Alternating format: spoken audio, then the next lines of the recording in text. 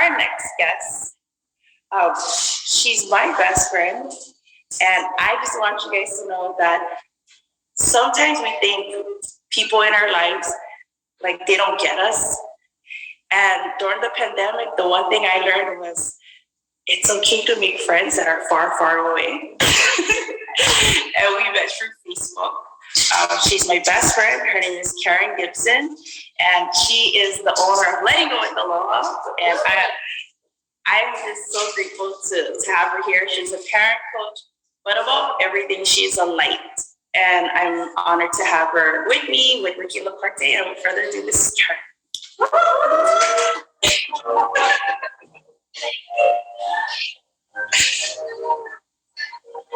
Thank you so much. I'm so excited to be here. And I just thank Ricky. I thank my best friend, Deslynn. And I just wanted to start off. I'm going to change this because I think we all need a meditation to start with. What do you think, Ricky? Yes, I agree. So what I wanted to do is I want everyone to close your eyes. Just allow every worry, every tense, every negative thought to just float away. We have no time for them here, so I want you to let each of them go. Every bad thought, every stressful feeling, every fear, every worry, watch them all float away on this great big ocean in your mind. And you sit on the shore, you're a voice in the distance telling you, today I am happy. Today I am capable. Today I am worthy. And then this voice loops over and over. Today I am happy. Today I am worthy. Today I am capable. And as this voice continues speaking, you watch the waves caused by your thoughts settle, and the great ocean before you becomes still and clear. So once again, let's say to your mind, today I am happy. Today I am worthy. Today I am capable. And slowly, without turning, your eyes are still on that clear water. You see the horizon, and you realize that this voice is coming from you. So you open your mouth and speak out loud. Let's say it together. Today I am happy. Today I am capable. Today I am worthy. Thank you. I think I needed that myself. You teach what you need. And so I think most of us here, whether you're a parent or not, do any of you live with regret? Do you live with guilt? Do we live with this overwhelm called life? I think a lot of us just think, how do we do it all? And just reminding me, we are just so caught up in our tight schedules, right? As a parent, it can be as simple as, when am I going to feed them? When am I going to pick them up from school? Oh my gosh, it's picture day. Did I get the right outfit? As your child says, it's filter day, and do you make like 100 Spanish CVs? And you go, sure. And I had a mom tell me that today before in the morning. I do need the Spanish CVs. Why don't you buy them? I can't buy them. It'll make me a bad mom. Wake up at 4, you do the Spanish CVs, and then you leave them in the car. You get a text, hey mom, I left them in the car. So you drive from town, you drop them off, you go to work, and they say, hey, you know what?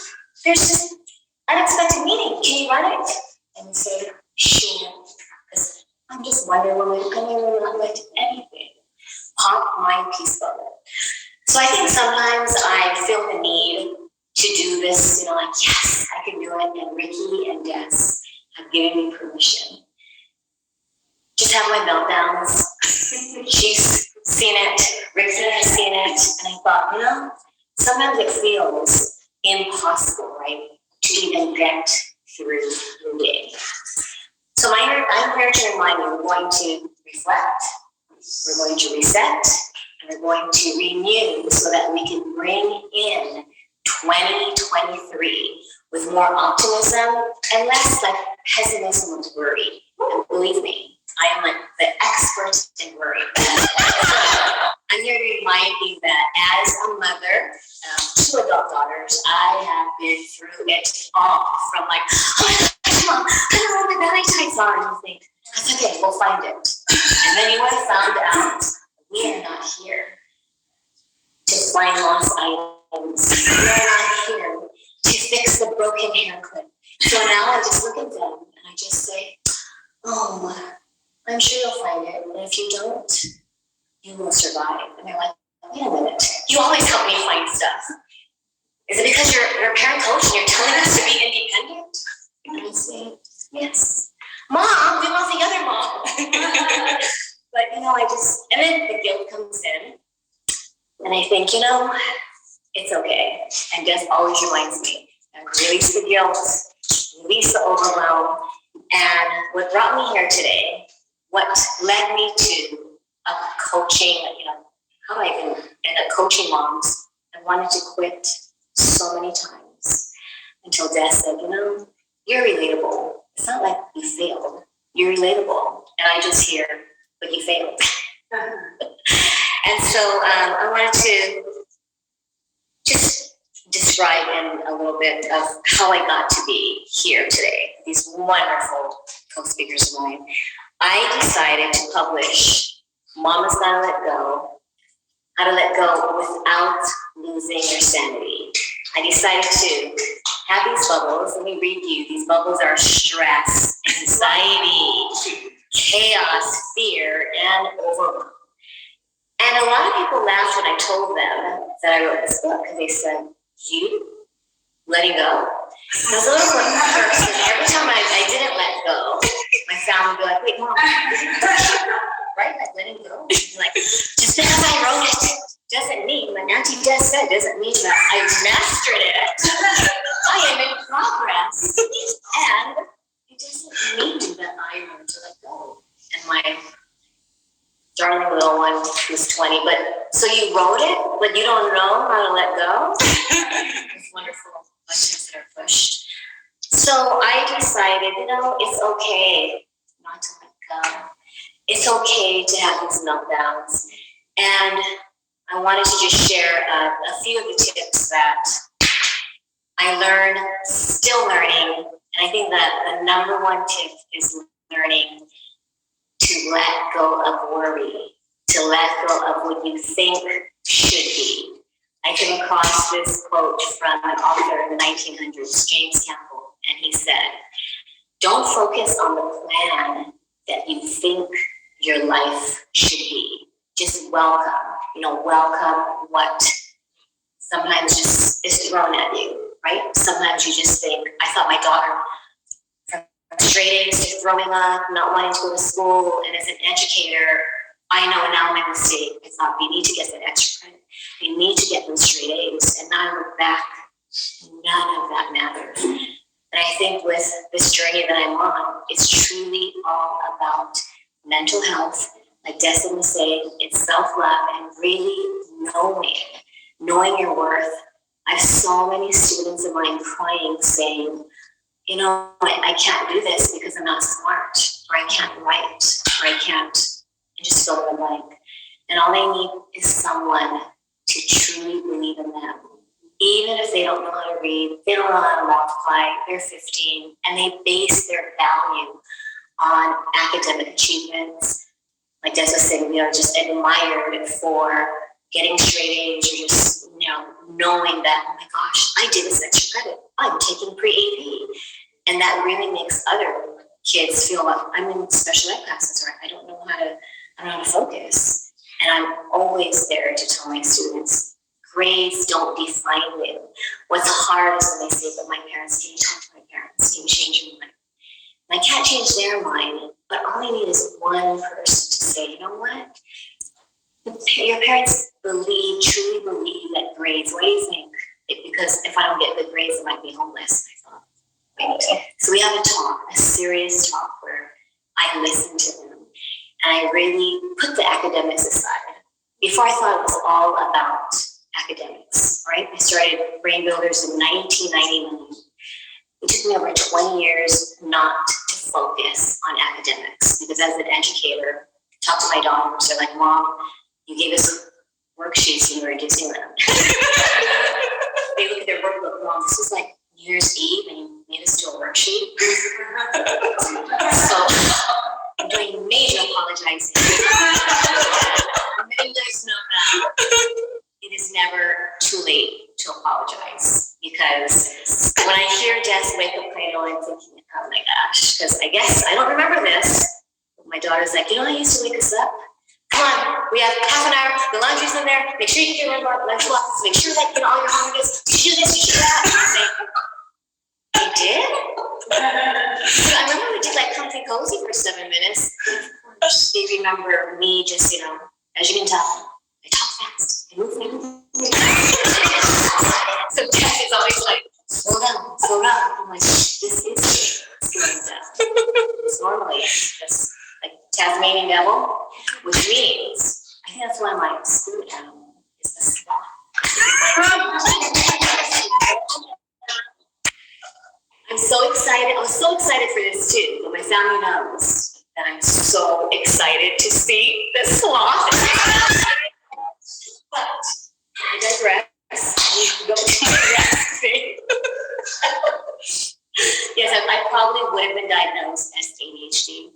So as a tutor, I think I can really connect to my students because they think that I'm just, you know, perfect tutor who knows all the answers. And so when they go, Miss Karen, you got this problem wrong. Like, how can you get it wrong? And that used to hurt me. But now, so you know what it means? What? It means I'm human. What? But don't you build brains? Your car says you're a brain builder. That doesn't mean I don't make mistakes. And it was so funny. This one little boy said, you build brains. I thought, God built brains. Are you God? That was cool. So during the pandemic, I decided, because my soul sister said, just do a couple of videos. Maybe like 14. I'm like, 14? I can't do 14 videos. And so I actually turned it into 100. I was that child who was like, you know what, you need to just do a little bit more because you're not worthy if you didn't do it. So all these 100 tips are on TikTok. I don't know why I said, Des, I'm not doing TikTok. I'm not doing TikTok. Now I am. Carrying over 700 followers on TikTok. What? How did that happen? And knowing that I do not need validation. I do not need, that it's okay. My kids taught me it's okay to get criticism. Not everyone's going to, agree with the parenting tips, with what I say, and that it's okay. I think this one thing that I learned is just to be okay with who you are. And I love Des's message is you are enough. So many of my students say I'm not enough unless I fill in the blank. I make my bed. I get my A's.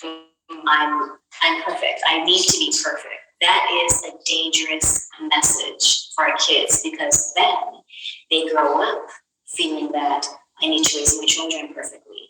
I need to be the perfect person at work, or I am not good enough. It's just really sad. I want to share this one story where I had just a lot of students who feel that they cannot manage life. Some of these kids are as young as 8. Some of them are teenagers, and they really don't think that they can navigate, this roller coaster journey called life. And if they know, and I think all of us need to remind them that it's normal. It is normal to experience anxiety. It's normal to worry. It's normal even to think that, I thought, oh my gosh, this would pass out. That's okay. We'll just continue on. Okay, no matter what. I'm like, wait, what? So in one of my stories, I write that my daughter, we didn't know that if she's going to be promoted to 8th grade, is she going to be okay?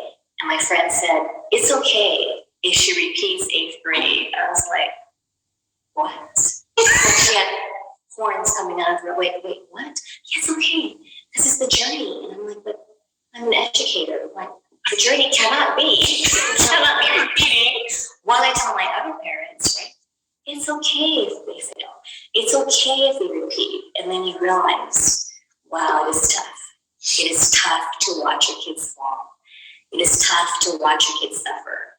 But now I'm realizing our job as parents is just to be there when they have the scrapes, when they fall. It is not to prevent them from falling. Because how do we gain resilience, right? How do we gain just strength if someone is always like, oh, no. You know, we used to clap whenever my eldest, when she was little, she fell, and we'd be like, yay! And everyone would think, oh, kind of weird parents, but she was like, yay! I'm like, okay, we're good. But you just navigate. We have no idea what we're doing, and it's okay. I think that's the one thing that I've learned. So this last one is very special. Des and I are so thankful for Sandy Davis, all the way in Australia, who is here with us virtually. It is a very emotional healing book called The Courage Rise Above, where two of 30 women who share a powerful story. Des, as she shared, is so courageous, being vulnerable and sharing her, being a domestic abuse survivor, losing loved ones tragically, and I, for the first time, everyone thinks, oh my gosh, Miss Karen, you're so peppy, you're so optimistic, and now my story is out, and it's called The Gift of a Failed Suicide Attempt. It happened over 25 years ago, and I never wrote about it.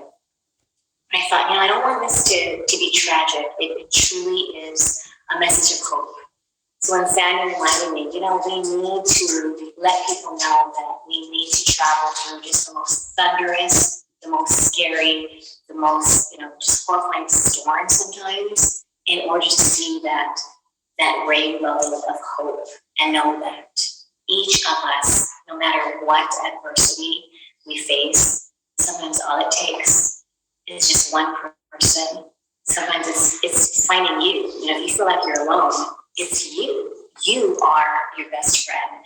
And as an only child, that's what I learned. That my parents were at a party or my parents were working. That I had to be my best friend. I don't feel uncomfortable being alone unless I have to go through TSA pre-check without Dad. She said, Karen, do you need me to be there? It's like, I was telling my daughters, I'm a big girl. They're like, yeah, Mom, you're 58. You can do it.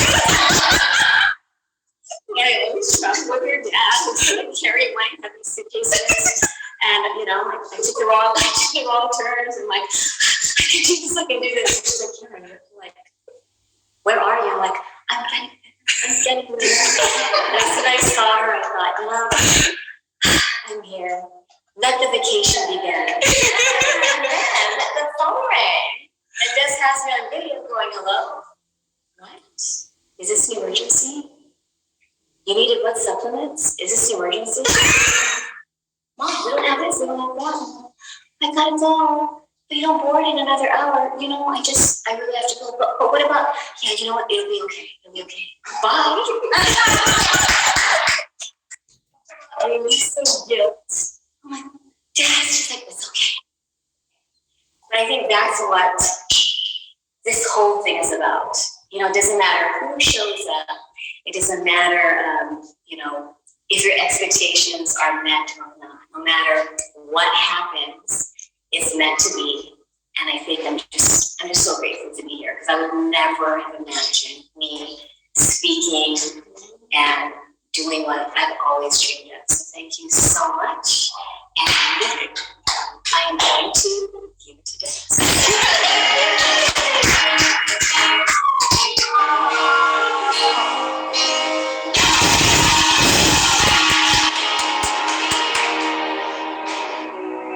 Our love was meant to.